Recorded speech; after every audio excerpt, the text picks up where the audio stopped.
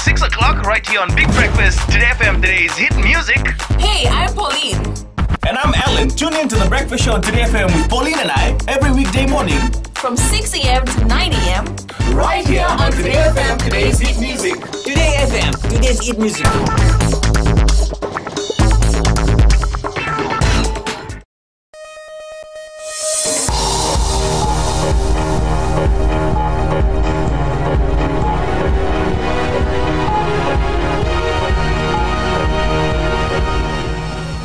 In this bulletin, FBC TV secures rights to air IRB 7 series. 44 years of independence, Fijians come together to celebrate. And Methodist Church pays homage to Reverend Thomas Baker.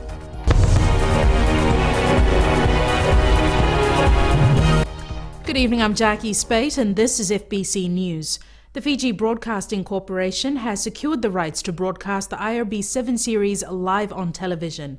This was confirmed to FBC after a last-minute meeting today. Josephina Vula has the details. FBC TV is now making preparations to begin airing the Gold Coast 7s from tomorrow, the first leg of IRB 7 series.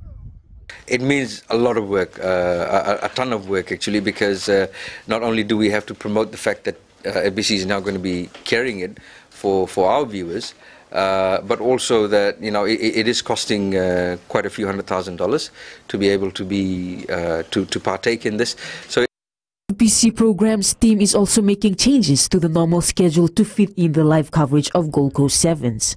Riyaz Syed Qayyum says cost of airing tournament free to air will have to be recuperated. It means working extremely hard over the weekend today and over the next few weeks to try and get some semblance of sponsorship to be able to cover at least some of the costs associated with securing the rights and to be able to show it on free-to-air television on FBC. The biggest winner at the end of the day are viewers. FBC TV is able to provide the widest coverage of any TV stations in Fiji. People who've never been able to watch the IRB 7 series before can now do so in the comfort of their homes. We are glad in a way because not for ourselves but for the viewers, for the public of Fiji, because FBC TV has got the largest television free-to-air television footprint in Fiji. Gold Coast 7s beginning tomorrow. Josephina Vula, FBC Sports. Close to 1,000 Fijians and tourists flocked to Suva's Albert Park this morning to witness the Fiji Day celebration parade. President Ratuepeli Nailatikau, in his national address, says the essence of Fiji Day is honouring and remembering Fiji's sons and daughters serving overseas. Akusita Tale has more.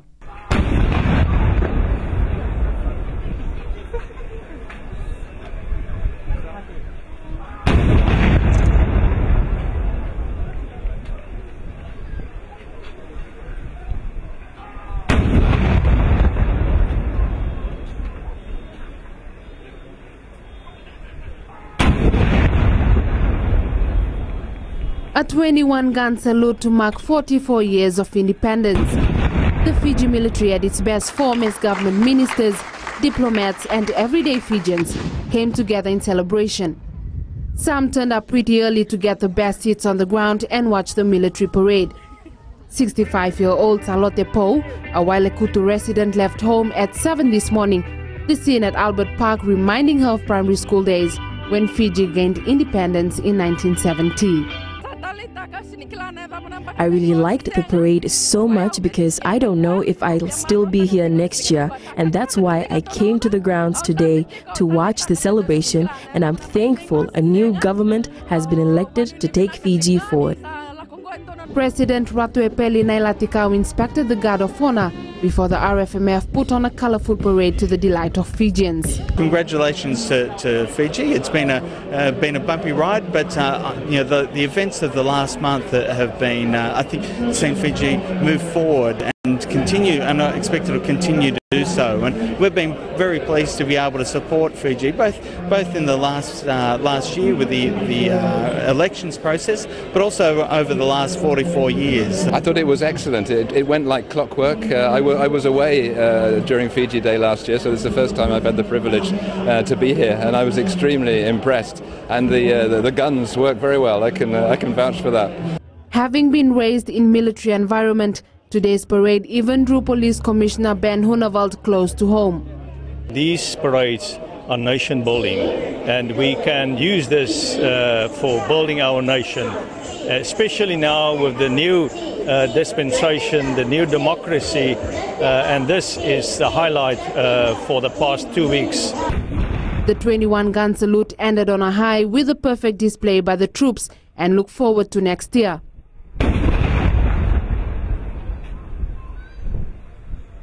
The parade turned out really well for those who took part in the parade, and the firing of the new cannons, which could be witnessed today by the cheering of the people on the sides of the grounds.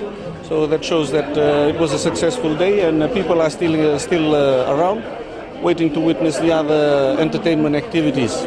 President Ratoepeli Nailatikau has called on Fijians to remember our peacekeepers and police officers not only on the Golan Heights, but in Iraq, Liberia and South Sudan. Fijians serving in other armed forces around the world, civilian volunteers working in schools, hospitals and clinics in the region. Agosita Talei, FBC News. And the President's national address on Fiji Day will air right after this bulletin.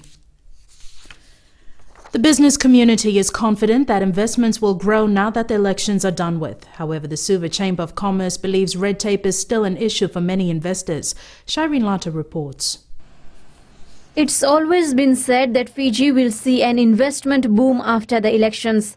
This is also backed by the Suva Chamber of Commerce President, Dr. Nurbano Ali. The positivity has heightened, and they're very happy that we now have a democratically elected government, and the things will move now with the economy, and they can freely invest again. And they feel very confident about the way the country is going at the moment, and so it's only going to turn into more positives, more investment. Dr. Ali says Fiji's return to democracy will translate into more jobs and better living standards for all Fijians. However, she stresses that local investors, who have been ignored for many years, should be given more attention. Despite government reforms, businesses still find many of the procedures and protocols are cumbersome, delaying investment. Suppose for investors concerned, they come and register with Investment Fiji and all that. What they need badly, and most importantly, is the approvals from the different regulatory agencies. And this is where we will be looking at government to perform really effectively, because that's been the problem. There's been the problem in terms of slow service sometimes, and the regulatory approvals. There's a lot of approvals required, and it can take a lot of time sometimes. Dr. Ali says millions of dollars in new investment isn't an unrealistic idea. Fiji just has to be ready for it. Sharin Lata, FBC News. The Baker Hall in the Vui level will now be known as Reverend Baker Memorial Church. 101 years ago to the week, the building was opened and served as a theological training center and a boys' school. Savara Tambua has more.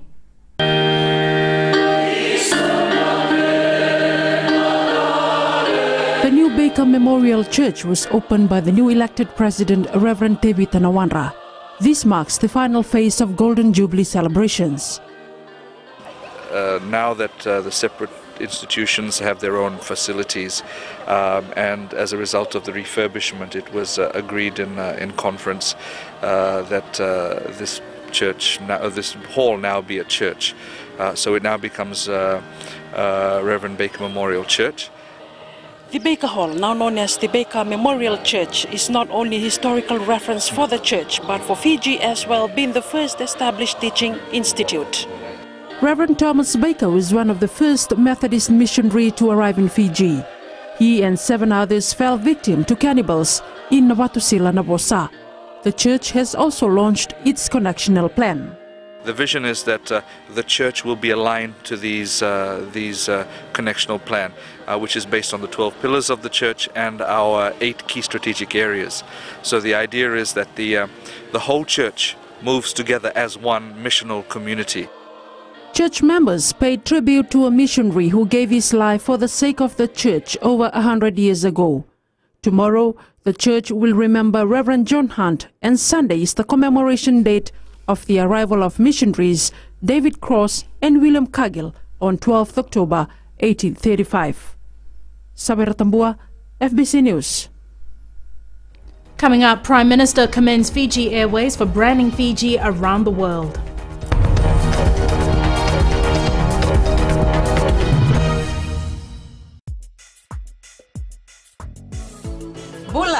Bula FM nambandua na serena iwan siningona ni batara ni sibiti ko weekend na diwa en na tini na miniti na may pakuriti ora bengra bena nantang nongo kanda na dapat ko ni rona kaloko en ay kabende de bob ni natay wali ni may dapat ko na wani matakabo kan lib sarti ko na biser talio ni na namaka ndo batat ko may kinana kenan daw ro di kanamaki Bula benaka ayo salamilawa do bataki ya wana batara ne wani vio na kaloko moni fiki na barumbuka en Bula FM nambandua en serena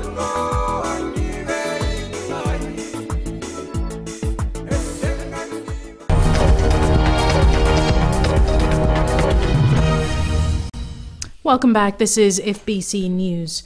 77 youth delegates from all over Fiji were part of Fiji's first National Youth Summit in Suva today.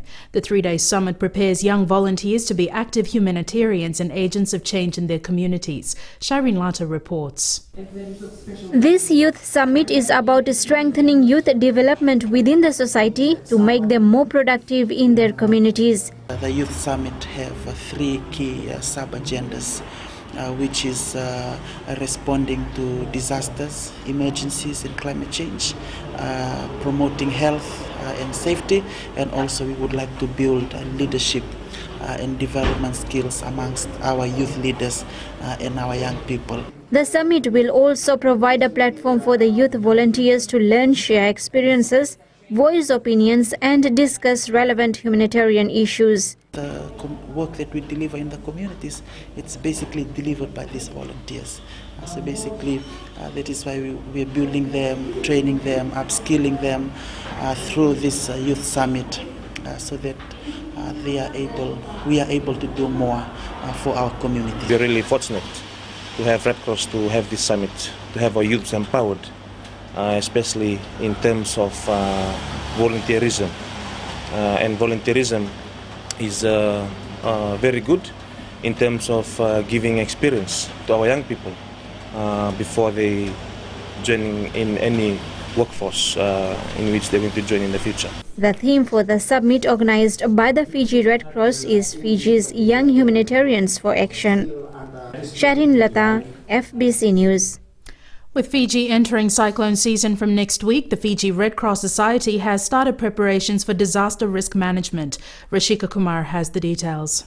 The Fiji Red Cross Society has got the ball rolling on getting all its centres ready in case of a natural disaster. National office staff go to all the branches, all 14 of them, and talk to and brief our volunteers, the executives and volunteers of the branches, and prepare them on how they're going to set up their local emergency operations center in the event of a disaster. Whenever there's a cyclone, flood or any other natural calamity, the Red Cross is first on the scene to offer help and relief. Specialized equipment has been packed into containers and sent off to all 14 branches around Fiji. Those containers we have packed up full and are ready for us to be able to respond in the event of a disaster.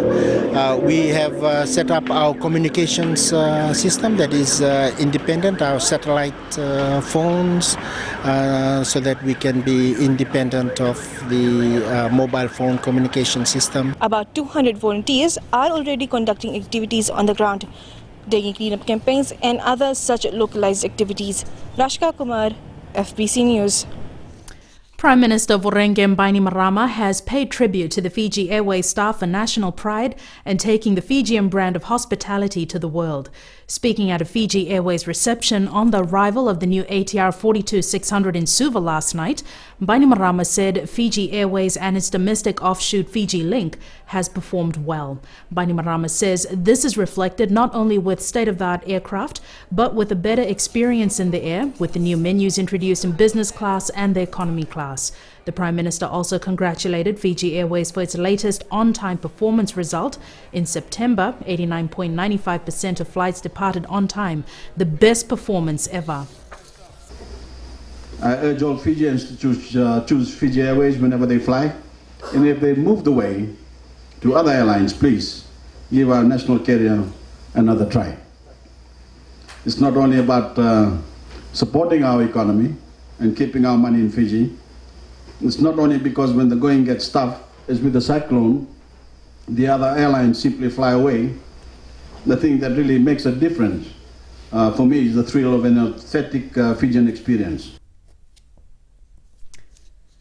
The Utonialo and two sister vessels from the Pacific are preparing to sail to Australia on Monday. Before that, there's an open day at the USP foreshore tomorrow for people to see up close how our forefathers used to sail across the oceans. Sakiusa Naivoa has more. Vessels for the Fiji's Utonialo, Samoa's Ngawalofa and the Cook Islands Marumar Atua crew members were busy cleaning and fixing their canoes before opening to the public tomorrow. On Monday, these three traditional canoes will begin a journey to Sydney in Australia for the International Union for the Conservation of Nature. It's only just the beginning. I mean, we left Rarotonga, went to Samoa, and from Samoa to Fiji, so with every leg that goes along, it's just great to meet people who have the same vision and the same knowledge through traditional navigation and through sailing, Polynesian voyaging. The public has been invited to come in numbers to meet the crew and see how these vessels are operated. The Utonialo and her sister's canoes will carry the Pacific Islands message to the world. Our people, our islands, our ocean and our future. Pacific has taken these big steps, so we think it's timely for us to go out there and talk about it's more than just little populations, it's about these big spaces we're giving to the world. Climate change and the special case, and we also, with climate change, we're not just saying the whole issue that we know. We know we're on the front line, we know that we have islands that will sink with rising sea levels, but we're also saying that the world needs special spaces like this. 38 million square kilometers in our EEZs, relatively healthy ocean space, and in a climate challenge world, the world needs these kind of spaces to stay healthy. Crew members are excited about the adventure ahead. With every leg that goes along, it's just great to meet people who have the same vision and the same knowledge through traditional navigation and through sailing, Polynesian voyaging. What I really like about sailing in the Utonialo and being a traditional navigator on the Utonialo is just amazing sailing, using everything that surrounds you every day. The Utonialo, Ngawalofa and the Marumar Atua are part of the Pacific Voyaging Society, which promotes and preserves traditional sailing methods used by our ancestors. Sakiusa Naivoa, FBC News. Jamie joins us now with Friday Night Sports. Happy Fiji Day, Jamie. Thank you, Jackie. Yes, a happy Fiji Day indeed, with the announcement that Fiji's #1 channel, FBC TV, will be airing the nation's #1 sport. That's great news for our sports team and for all our viewers, of course. And speaking of sevens, we'll have the latest from FBC's Tsale and Daudakadaka, who is in the Gold Coast, following all the action in the lead up to tomorrow's kickoff. We'll have this and more after the break. Stay with us.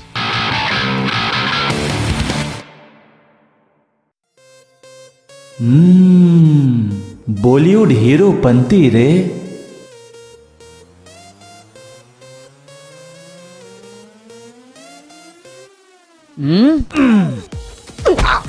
Get this.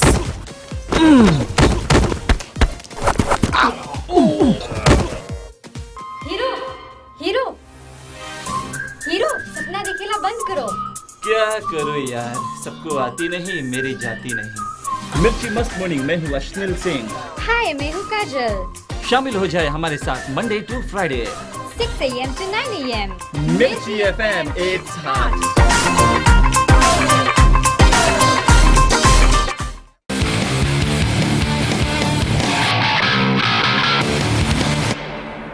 Welcome back to FBC Sports. Vodafone Fiji Sevens coach Ben Ryan has tipped New Zealand as the team to beat in the Gold Coast Sevens. He hasn't counted out other teams, but says the Kiwis have a very strong side.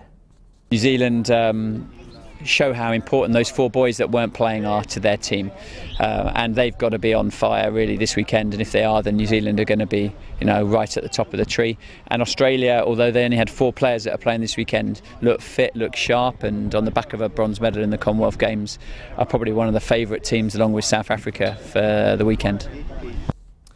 Meanwhile, the captains of the competing nations are all geared up for the start of the tournament tomorrow. Top teams Fiji, New Zealand, Australia and England have all set their sights on the main prize.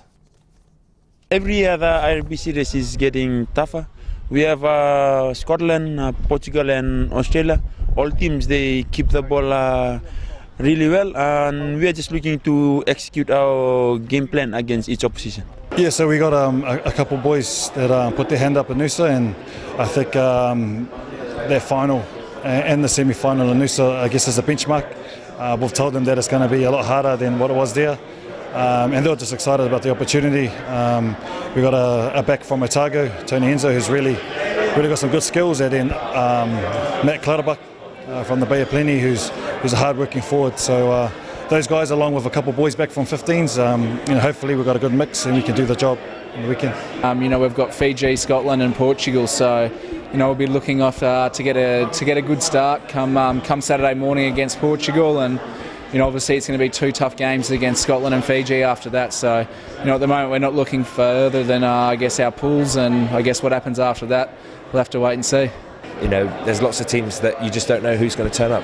Samoa, USA, Canada, Kenya, for example. All these guys that it's the first tournament. It's a new book, if you were, and so it'll be interesting to see how those guys turn up. And really, sevens is one of those games that you can win with a bounce of a ball.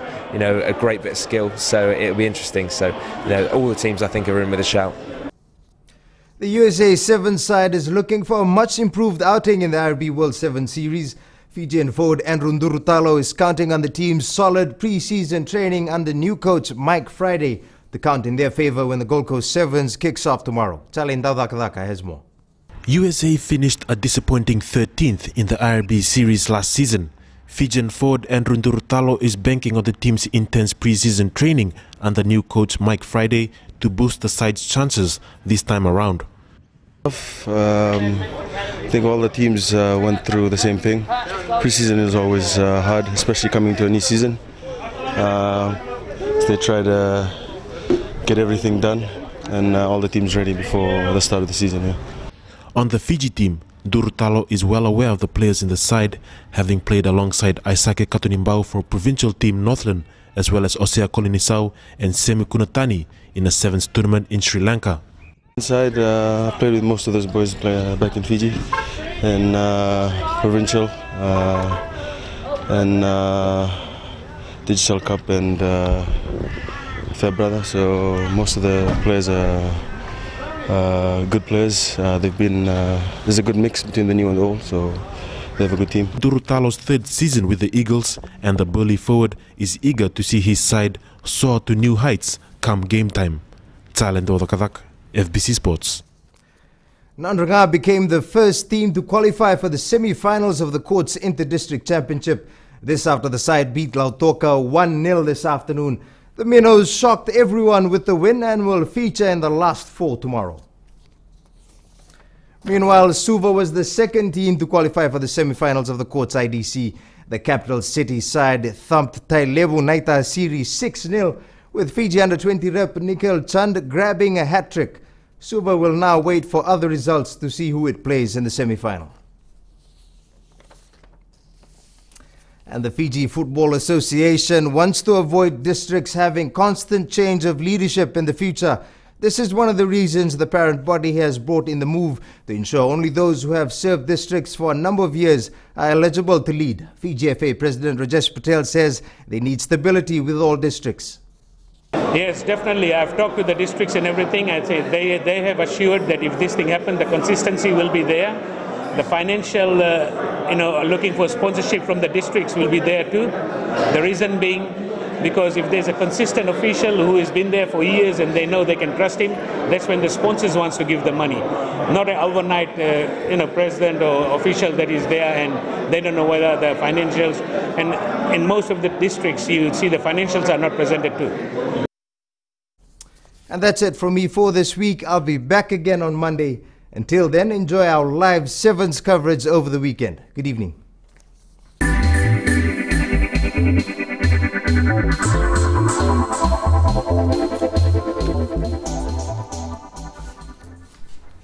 Bank has appointed Frederick Reynaud the chief executive for Fiji and member of the board.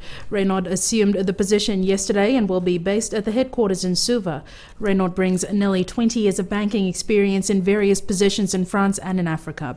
Bank Fiji opened on 3rd November 2012 and provides 20,000 customers with a wide range of products.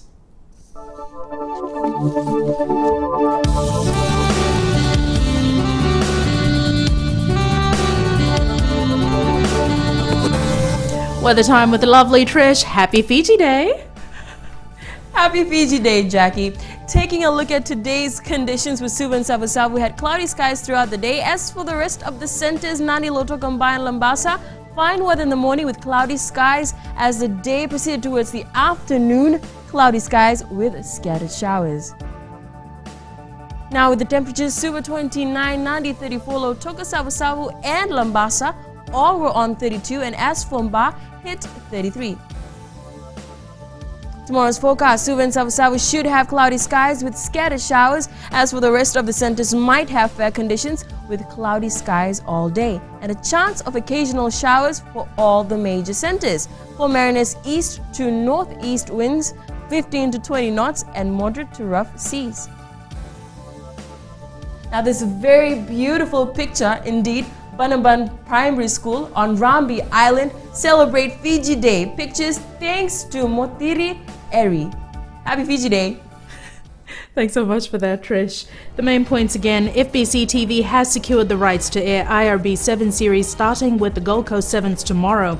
44 years of independence, Fijians come together to celebrate with a military parade at Suva's Alba Park, and Methodist Church pays homage to Reverend Thomas Baker. Remember, you can send us newsworthy pictures and videos on email citizenseyes@fbc.com.fj or share it with us via Facebook page FBC News. And if you're on Twitter, follow and tweet us your news tips at FBC News or simply hashtag FBC News. That's all from the team tonight. I'm Rita Pradashni, joins you from tomorrow.